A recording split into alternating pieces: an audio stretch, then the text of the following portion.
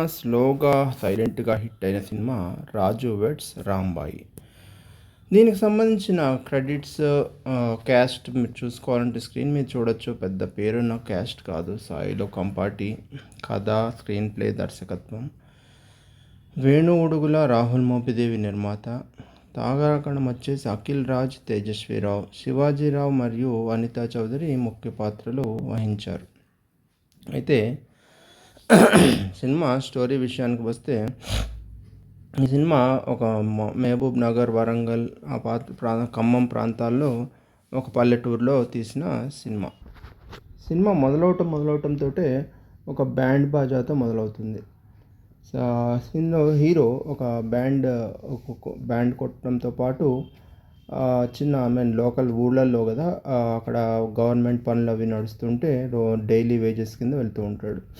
Heroine కూడా college చదువుతూ ఉంటుంది. అప్పుడప్పుడు కుదిరినప్పుడు ఆ డైలీ వేజ్ పనులకు వెళ్తూ ఉంటుంది. చాలా చిన్న ప్రొఫైల్స్లో ఈ సినిమా నడుస్తూ ఉంటుంది. అయితే ఎప్పుడో చిన్నప్పటి నుంచి కూడా రాజుకి రాంబాయ్ అంటే ఇష్టం. ఇద్దరివి పక్కపక్క ఇళ్ళే. రాంబాయ్ వాళ్ళ నాన్న ఫిజికల్లీ హ్యాండిక్యాప్డ్ కోటాలో గవర్నమెంట్ జాబ్ తెచ్చుకొని ఊళ్ళల్లో ఉండే హెల్త్ సెంటర్ ఉంటుంది కదా, అందులో జాబ్ చేస్తూ ఉంటాడు. తన కూతురికి కూడా గవర్నమెంట్ జాబ్ ఉన్నవాడే ఉంటే పర్మనెంట్గా లైఫ్ సెట్ అవుద్దని చూస్తూ ఉంటాడు. కానీ రాజు వచ్చేసి రాజు వాళ్ళ నాన్న శివాజీ రాజా ఎప్పుడూ కూడా నువ్వు హైదరాబాద్కి వెళ్ళు, లైఫ్ సెటిల్ అవుతుందని చెప్తున్నా కూడా రాజు వినకుండా అదే ఊళ్ళో ఉంటూ డైలీ వేజెస్కి వెళ్తూ డబ్బు సంపాదించి మిగిలిన టైంలో బ్యాండ్ బాజా కొడుతూ పెళ్ళిళ్ళు, ఆర్కెస్ట్రాలు, లేకపోతే చావులు, వినాయక చవితి అక్కడ బ్యాండ్ బాజా కొట్టి కూడా సంపాదిస్తూ ఉంటాడు. అయితే ఇతను ఎంత బాగా వాయించినా కూడా, ఊళ్ళో అందరికీ ఇతని బ్యాండ్ నచ్చినా కూడా బ్యాండ్ కొట్టుకునే వాళ్ళు అని చీప్గా మాట్లాడుతూ ఉంటారు జనాలు. ఇలాంటి 2-3 సంఘటనలు శివాజీరాజా చూస్తాడు. మమ్మల్ని ఇట్లా చీప్గా అంటున్నారు అని చెప్పి ఎప్పుడు బ్యాండ్ కొట్టద్దురా అని తను ఎప్పుడో మానేసి ఉంటాడు. కొడుకుని కూడా కొట్టద్దని చెప్తూ ఉంటాడు. ఈ నేపథ్యం నడుస్తుండగా ఒకరోజు వినాయక చవితి సెలబ్రేషన్స్ అవుతూ ఉంటాయి. అక్కడ ఒకరోజు పూజ చేయించుకోవటానికి రాంబాయి వాళ్ళ ఫ్యామిలీతో వస్తుంది. అప్పుడే రాజు తన లవ్ని రాంబాయికి ఎక్స్ప్రెస్ చేస్తాడు. ఇద్దరు సైలెంట్గా ఎవరికి తెలియకుండా ప్రేమించుకుంటూ ఉంటారు అని అనుకుంటారు. కానీ ఊళ్ళో అందరికీ తెలిసిపోతూ ఉంటుంది. మరి ఒక మొబైల్ తెచ్చి గిఫ్ట్గా ఇస్తే ఇంట్లో మొబైల్ ఉంది అని తెలియకుండా వాళ్ళ నాన్న ఎలా ఉన్నాడో తెలియదు. ఒకరోజు ఒక చిన్న గొడవ అవుతుంది. అయితే ఈ టోటల్ ఎపిసోడ్లో ఈ రాజు ఫ్రెండ్స్ ఉంటారు. ఫ్రెండ్స్ అందరూ కూడా ఫ్రెండ్స్ అందరితో జరిగే సంభాషణ కానీ, వాళ్ళతో జరిగే కామెడీ కానీ చాలా అడల్ట్ కామెడీ ఉంటుంది. అది 6 పతివ్రతలు చూద్దాము, కొట్టుకుందాము, లేకపోతే ముద్దు సీన్లు చూద్దాము, ఇలా చాలా అడల్ట్ రేటెడ్ కామెడీ నడుస్తూ ఉంటుంది. మరి దానివల్లే యూత్ ఏమన్నా సినిమాకి ఆకర్షితమయ్యారేమో తెలియదు. సరే, ఒకరోజు ఏమవుతుందంటే ఇద్దరికి ఒక గొడవ అవుతుంది. ఆ గొడవ తర్వాత రాంబాయి రాజుతో మాట్లాడడం మానేస్తుంది. ఒకరోజు కాదు, 2 రోజులు కాదు, 4 రోజుల పాటు మానేస్తుంది. ఒకరోజు శివాజీ రాజాకి వీళ్ళిద్దరి ప్రేమ వ్యవహారం తెలిసి ఆ రోజు నుంచి తన కొడుకు రాజుకి పెళ్లి సంబంధాలు వెతుకుతూ ఉంటాడు. మామూలుగా అయితే ఎక్కడైనా అమ్మాయికి పెళ్లి సంబంధాలను వెతుకుతున్నారు, త్వరగా పెళ్లి చేసుకోనని అంటుంది. కానీ ఇందులో రివర్స్గా అబ్బాయికి పెళ్లి సంబంధాలు వెతుకుతూ ఉంటారు. హీరోయిన్ని అబ్బాయి ప్రెషర్ చేస్తూ ఉంటాడు. మీ ఇంట్లో ఎప్పుడు చెప్తావు మనం పెళ్లి చేసుకుందామని, లేదా లేచిపోదామని చెప్తూ ఉంటాడు. ఒకసారి లేచిపోదాం రేపు అంటుంది. కానీ తీరా ఆ సమయానికి రాదు. ఆ రోజు నుంచి ఫోన్ ఎత్తదు. 4 రోజులు చూసిన రాజు 5వ రోజు వెళ్ళి ఇంటికే డైరెక్ట్గా, ఇంట్లో ఎవరు లేనప్పుడు వెళ్ళి, ఈ సీన్ చాలా చాలా చండాలంగా ఉంటుంది. ఎందుకంటే చెప్తాను. వెళ్ళి ఏంటి ఫోన్ ఎత్తట్లేదు అంటే అది ఇది అని ఆన్సర్ చెప్పేలోపే ఒక కర్ర తీసుకొని వచ్చి హీరోయిన్ని ఇష్టం వచ్చినట్టుగా కొడుతూ ఉంటాడు. ఇది మరి ప్రేమ అనుకోవాలో లేకపోతే ఇంకేమన్నా అనుకోవాలో నాకు తెలియదు.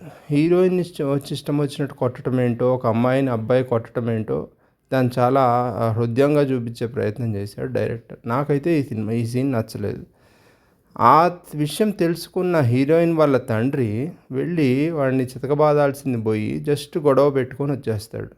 ఇలా అంటే ఆల్రెడీ ఇంకోటి రాంబాయి వాళ్ళ నాన్న ఫిజికల్లీ హ్యాండిక్యాప్డ్ అనే ఫీలింగ్ తోటి ఎప్పుడూ కూడా చిరాకుగా ఉంటాడు.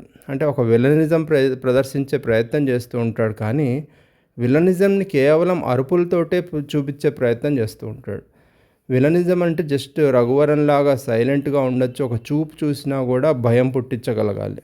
కానీ ఈ మధ్య ట్రెండ్ ఏంటంటే విలనిజం అంటే పెద్ద పెద్దగా హాల్ అదిరిపోయేలాగా అరుస్తూ ఉండాలి. మనం శివాజీ మన మంగపతి క్యారెక్టర్లో శివాజీయే కానీ, నార్త్ ఇండియా నుంచి వచ్చిన విలన్సే కానీ వీళ్ళందరూ చేసేది ఒకటే, అరవటం. అరిస్తే అదే విలనిజం. సో అలా అరుస్తూ ఉంటాడు సినిమా అంతా కూడా, హాల్ దగ్గర వెళ్ళిపోయేలాగా.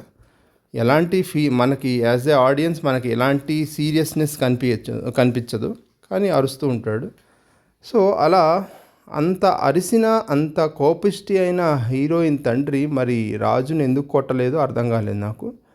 ఇక్కడ ఇంకా హాస్యాస్పదమైన సీన్ ఏంటంటే ఇక్కడ అంత సీరియస్నెస్ ఏమీ ఉండదు, కానీ ఆ రాంబాయ్ వాళ్ళ నాన్న ఇంటి ముందు నుంచి వెళ్ళిపోయాక రాజు బయటికి వెళ్ళి కోపంగా బయటికి వెళ్ళిపోతాడు. తీరా ఇంటికి వచ్చి చూసేసరికి వాళ్ళ నాన్న అయినటువంటి శివాజీ రాజా చనిపోతాడు. ఎందుకు చనిపోయాడు, ఏంటి రీజను అనేది అక్కడ ఏమి చూపించకపోగా ఈ సీన్ని ఎంత డ్రాగ్ చేస్తారంటే దాదాపు చిరాకు పుట్టి హాల్లోంచి బయటికి వెళ్ళిపోవాలని ఎంతసేపు డ్రాగ్ చేస్తారు. ఇది మేబీ వేణు సినిమా బలగం సినిమా చూసిన తర్వాత వీళ్ళు ఇన్స్పైర్ అయ్యారనుకుంటున్నాను నేను. అంటే ఎంతసేపు ఆ ఎమోషన్ కంటిన్యూ చేస్తే అంత బాగా హిట్ అవుతుంది అనే ఒక ఫార్ములా ఏమైనా కనుక్కున్నారేమో అనిపించింది. అంటే వాళ్ళ తండ్రి చనిపోవటం, ఏడవటం, మనుషులు రావటం, చెప్పులతో కొట్టుకోవటం, తర్వాత స్నానం చేయించటం, తర్వాత సాగు చేయటం, ఇదంతా ఇంత డ్రాగ్ చేయాల్సిన అవసరం ఉందా అనిపించింది. ఎందుకంటే 80s నుంచి మనం చూసుకుంటే చావుని కేవలం ఒక్క సీన్లో అక్కడ తీసుకెళ్తారు, కర్రల మీదకు పెడతారు, నిప్పు అంటిస్తారు, దాంతో ఒక సెకండ్లో ఆ సీన్ అయిపోతుంది. మరి ఇంతసేపు డ్రాగ్ చేయాల్సిన అవసరం ఏంటో అర్థం కాలేదు. దాంతో ఇంటర్వెల్ వస్తుంది. ఆ తర్వాత ఏం జరిగింది, హీరోయిన్ కలిశారా లేదా, చచ్చిపోయారా లేదా, పెళ్లి చేసుకున్నారా, చనిపోయారా, ఇదంతా తెలుసుకోవడానికి మనం మిగిలిన సినిమా చూడాల్సి ఉంటుంది. ఓవరాల్గా చూస్తే ఒక అంటే కొంచెం బడ్జెట్తో తీసిన సినిమా లాగా తెలుస్తూ ఉంటుంది. ఇంకొంచెం బాగా టెక్నికల్ వాల్యూస్ కానీ పెట్టి తీస్తే ఇంకా బాగుండేదేమో, కామెడీ ఇంకా బెటర్గా ఉండొచ్చేమో అనిపించింది. నాకైతే యావరేజ్ అనిపించింది, కానీ మరి సాంగ్స్ పరంగా కానీ మరి జనాలకు కనెక్ట్ అయిందేమో తెలీదు. సినిమా మాత్రం బాగా సూపర్ హిట్ ఆడుతుంది. అదండి ఇవాళ మూవీ. నెక్స్ట్ మూవీతో మళ్ళీ కలుద్దాం.